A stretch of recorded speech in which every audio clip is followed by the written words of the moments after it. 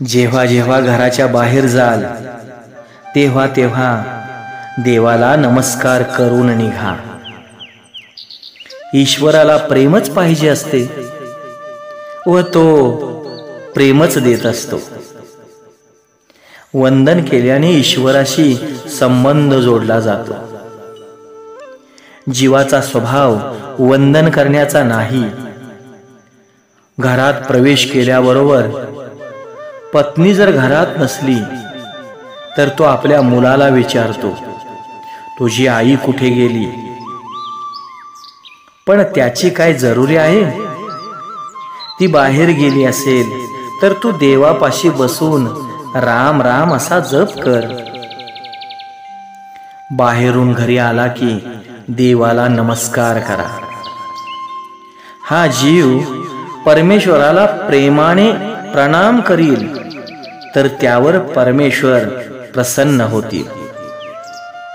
या जीवाने आणखी काही न केले तरी चालेल, पण इतके मात्र करावे की देवाला वारंवार नमस्कार करावा.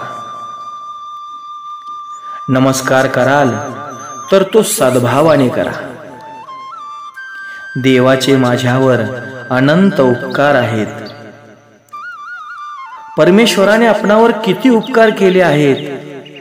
बोलण्यासाठी व खाण्यासाठी जीभ दिली आहे, पाहण्यासाठी व ऐकण्यासाठी कान दिले आहेत, विचार करण्यासाठी मन दिले आहे.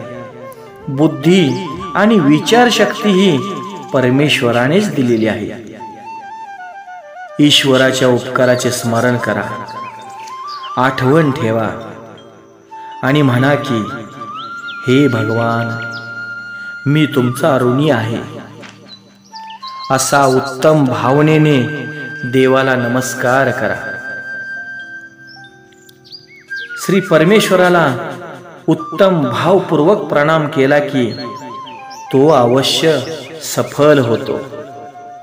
विचार करा की देवाने मला जे काही दिले आहे त्या योग्य मी आहे काय? जीवाची तेवढी योग्यता नाही, तरी पण देवाने त्याला अधिक देऊन ठेवले आहे. नमन केल्याने अहंकाराचे ओझे थोडे कमी होते. देवाचे काही ओझेच नाही, कारण त्याच्यात अभिमान नाही, म्हणून तो फार हलका आहे.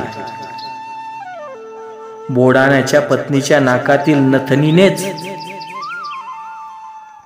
श्रीकृष्ण तोलले गेले होते. भागवताचा आरंभही नमनानेच केलेला आहे आणि समाप्तीही वंदनानेच केलेली आहे. तसेच एकट्या श्रीकृष्णाची वंदना केली नाही तर म्हटले आहे, श्रीकृष्णाय राधा कृष्णाय वयम नुमः. श्रीचा अर्थ आहे राधा. राधेच्या सोबत विराजणाऱ्या कृष्णाला मी वंदन करतो.